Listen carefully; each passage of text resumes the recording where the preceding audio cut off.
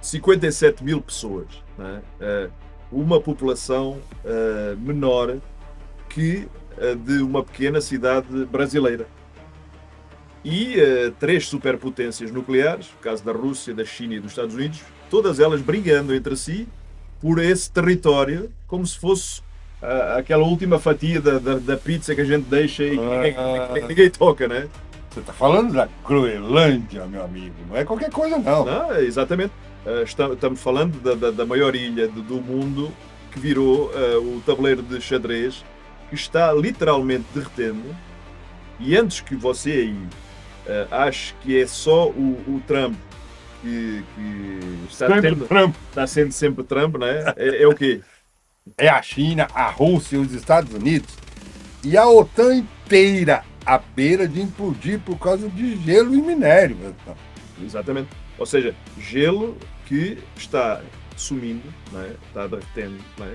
Minério que a China controla e queria controlar sempre, e uma base militar americana que, se os Estados Unidos perderem, a defesa daquele hemisfério lá do norte fica como um buraco do tamanho de uma cratera.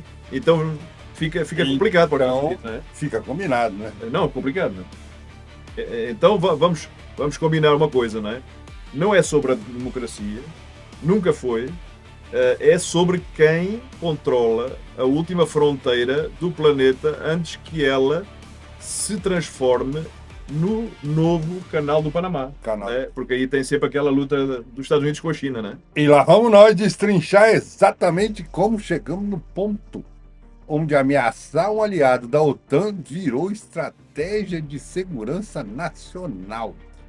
E é um facto, porque a primeira coisa que vocês aí precisam entender é que o Trump não inventou nada disto. Não é? Em 1867, o William Seward, né, o mesmo cara que comprou o Alasca naquela altura, já queria a Groenlândia. Então, lembra-se dessa data, 1867, não é? 1867, século XIX. Vai lá. E depois, em 1946, o Harry Truman, né, ofereceu 100 milhões em cash de dólares em ouro pela ilha. Né? Só que a Dinamarca, o que é que eles fizeram? Eu disse não. E aí, os americanos fizeram o quê? Desistiram? Não, claro que não. E em 1951, né, eles assinaram um acordo com a Dinamarca, né, que estás bem recordado. E construíram a base aérea. A base aérea de Thule. Né? E hoje o nome da base é a Base Espacial de Pituffik. E essa base faz o que exatamente? É um dos únicos dois pontos do Ártico, né, onde os Estados Unidos conseguem rastrear os satélites em órbitas polares. Né? Então tem um radar de matriz faseada que detecta mísseis balísticos vindos de onde? Rússia cruzando o Ártico. Vai lá, que é a rota que é a rota mais curta entre Moscou e Washington. Exatamente. Ou seja, é um ponto nevrálgico para os Estados Unidos. É praticamente o olho do vigia da torre. Exatamente. Porque sem ela, eles não conseguem enxergar nada do inimigo, se o inimigo está chegando ou não. Não é? Então os Estados Unidos precisam dessa base. Mas espera aí, ele já tem a base. Por que o Trump quer comprar a ilha inteira? É porque com esta tentativa agora do Trump, é porque os contratos de arrendamento são frágeis. Não é? A diplomacia, como a gente viu no caso da Venezuela, é frágil. Não é? O Trump ele quer a propriedade em mão. E tem três razões para isso. Não é? A primeira razão é porque a Groenlândia tem as famosas terras raras, que é interessante para os Estados Unidos, né? Tem o oitavo maior depósito do mundo, cerca de 1,5 milhão de toneladas métricas. E as terras raras são o sangue invisível da civilização tecnológica moderna, não é? E que são baseadas em o quê? Neódio, disprósio, térbio, um monte de nome atrapalhado lá. E você precisa disso para fazer o quê? Smartphone, veículo elétrico, míssil guiado, avião de combate furtivo. E quem controla isso hoje? Hoje temos o controle de 70% da extração e todo o tratamento da China, não é? Ou seja, 90% do processamento é efetuado pelos amarelinhos, como tu costumas dizer, não é? Então, basicamente... se você quer fazer um iPhone ou um caça, um F-35 dos Estados Unidos, você o que é que precisa? Precisa pedir permissão sempre aos amarelinhos em Pequim, não é? Como sempre, não é? Segunda razão. A segunda razão é as geleiras, elas estão derretendo. Isso é óbvio. Isso vai abrir rota? Isso vai abrir as rotas marítimas no Ártico. E aí? Que cortam o tempo da viagem entre a Ásia para a Europa na metade. Ou seja, é uma economia de dinheiro, é uma economia de tempo, não é? E lá vem um novo canal do Panamá. E quem vai controlar isso aí? Quem controla a Groenlândia controla essas rotas, não é? Controla o comércio, controla a logística militar, não é? Então é um ponto bem nevrálgico neste momento, não é? E aí se cria a terceira razão, né? Porque se os Estados Unidos não pegarem estas terras, o Trump diz que a Rússia ou a China eles vão pegar por eles, não é? Aí o bom e velho, se não for a gente, vai ser eles. Sim, é o tal velho ditado, não é? Exatamente. Só que vamos olhar os factos, não é? Os diplomatas nórdicos, eles dizem que não há evidências de navios militares russos ou chineses patrulhando as águas da Groenlândia, não é? É claro, você acha que eles vão ficar mostrando? E então eles deram isso como comentário, não é? Nossa, é só um espantalho, né? Só que é um espantalho muito conveniente. Não é? Sim. Porquê? Porque cria uma certa urgência, cria pânico. Não é? O pânico justifica também uma ação que tem que ser uma ação às vezes muito rápida, não é? E temos que conectar todos os pontos. Como é que isso tudo se sustenta entre si, não é? E aí já entramos num mecanismo, né? Qual é o primeiro mecanismo disso? É o que nós temos visto nos últimos tempos, não é? O monopólio chinês como arma diplomática, não é? Em 2025 os Estados Unidos colocaram tarifas em produtos chineses. A China ela retaliou restringindo as exportações de terras raras, e então foi uma feijoada à la Trump, né? E aí aconteceu toda aquela tropeçada, Trump em ação, né? Ou seja, as importações americanas de ímãs de terras raras, por exemplo, os ímãs que grudam, né? Despencaram mais de 90%. Não é? 90%, não é qualquer coisa, não. Ou seja, as indústrias de defesa ficam à beira do colapso porque elas também são muito dependentes dos ímãs, não é? Não têm motor elétrico, não têm míssil. Se não tem ímã, não tem motor elétrico. Voilà. Não tem motor elétrico. Não tem drone, não tem caça, não é? E então... Então a China pode paralisar o planeta, e inclusive a defesa americana sem disparar um tiro. Sem disparar um tiro, exatamente. Só fechando essa torneira, né, da tal rota, né? E aí gera um segundo mecanismo que é um pouco mais complexo. Sim, que é a chamada, em vez de ser a rota da seda, vai ser a rota da seda polar, né? Porque vai diminuir consideravelmente. Então, enquanto os Estados Unidos falam em comprar a Groenlândia, a China, ela age por trás. Né? Ela se autodeclarou, né? Ela é uma nação quase ártica, né? E a nação quase ártica... Aí a China... Porque em outubro de 2025, Pequim e Moscou, por exemplo, assinaram um acordo para desenvolver essa tal rota marítima do Norte. Então tinha esse acordo do Putin, né? Mas enquanto Trump late, a China constrói, né? E amarelinho... Eles são rápidos, né? Então o que é que eles estão fazendo? Estão investindo em infraestrutura por causa desse acordo com o Putin, né? Fazem contratos, compram influência e assim eles vão costurando, né? E o mecanismo vai crescendo mais, porque se torna um terceiro mais forte, né? Um terceiro mecanismo que é a infiltração silenciosa, né? Porque se a gente se lembrar do projeto de Knanienfeld, o terceiro maior depósito de terras raras do mundo, que fica na Groenlândia. Voilà. E aí a Cheng Resources, que é uma gigante chinesa, né, de mineração, uma delas, né? uma das, né, é a maior acionista da empresa que detém a licença desse projeto. Ou seja, os caras estão dentro. Os caras têm o papel na mão. Os caras estão dentro. Então você está me dizendo que os caras mandam, desmandam, mandam prender, mandam soltar. Vai lá. E estou dizendo também que mesmo que os Estados Unidos comprem a Groenlândia, extrai o minério, a China já está lá. Já está controlando. Ela já controla todo o destino desse próprio minério. Porque eles estão sempre a trabalhar porque só a China tem as instalações para processar, e aí demora mais para construir. Os Estados Unidos, nesse aspecto, isso é uma verdade, não é? Os Estados Unidos eles estão atrasados. Não é? É como descobrir uma reserva gigante de petróleo, mas o único cara que poderia, ou que tem a refinaria, é o seu maior inimigo. Não é? Então estamos a falar da China. Não é? Então aí a gente já encontra um padrão. Exatamente. Ou seja, os Estados Unidos, eles querem comprar o campo de trigo, entre aspas, não é? Sim. Mas a padaria pertence a outro, que é os amarelinhos. É uma analogia, não é? Que é os amarelinhos. Voilà. E sem a padaria, por exemplo, sem o trigo, não vai virar pão. Isto é normal, não é? Aí o trigo também não pode virar pão sem a padaria. Exatamente. E aí bagunçou tudo. E que é tão perverso que agora vem a parte divertida. A farsa. Exato, a farsa que alguém vai mudar alguma coisa, para variar. Exato. Todo mundo acredita que alguém vai mudar alguma coisa. Porque os Estados Unidos sabem do problema das terras raras há décadas. E já tentaram resolver. Porém, eles tentaram, né? Não quer dizer que eles tivessem... Mas lá em 2020, o governo Trump criou incentivos para mineração.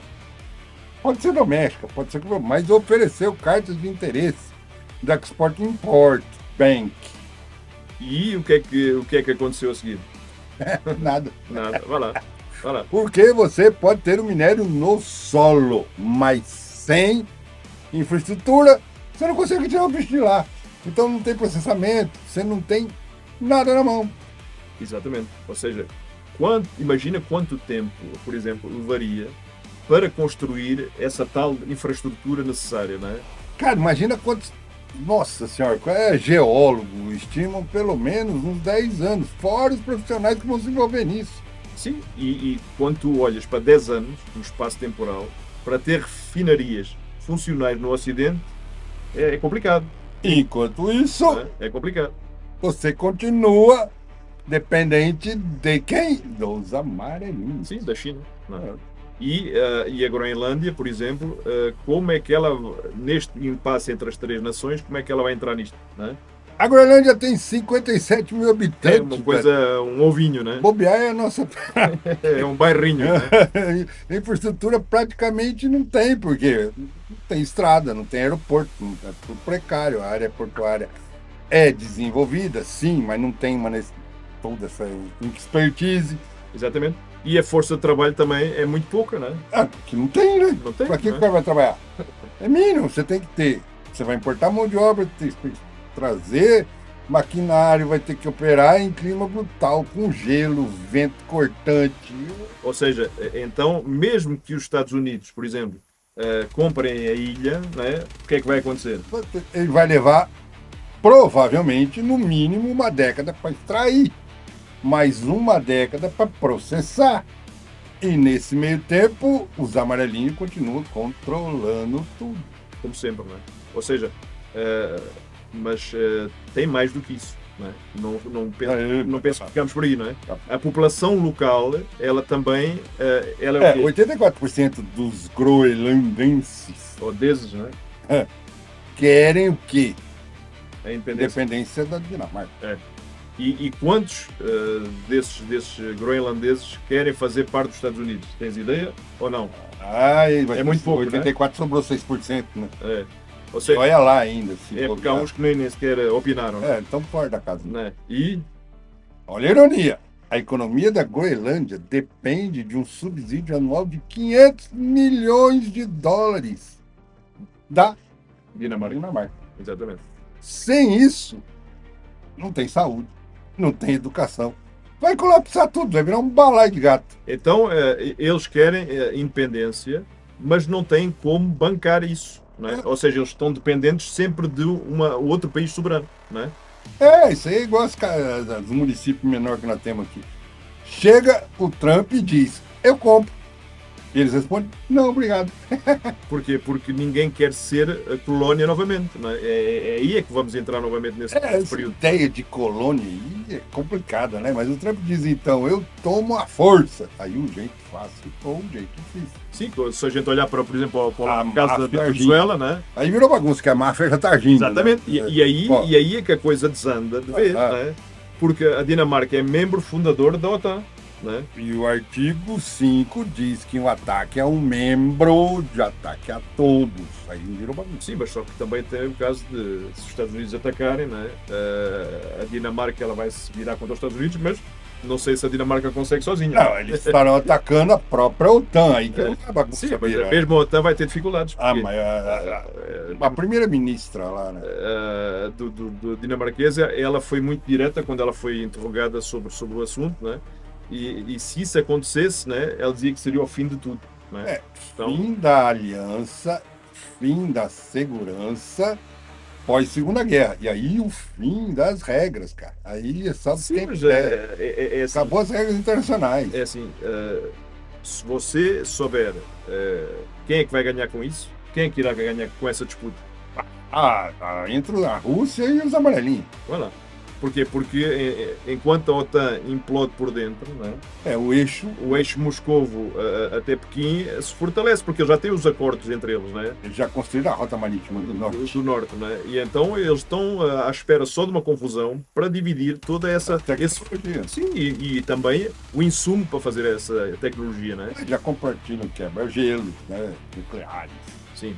E os Estados Unidos fica sozinho, sem aliado, sem OTAN, tentando minerar uma ilha congelada que não quer ser dele. Porque tem uma porcentagem mínima que essa é a sacanagem. Que queria ser colonizada, 6%, né?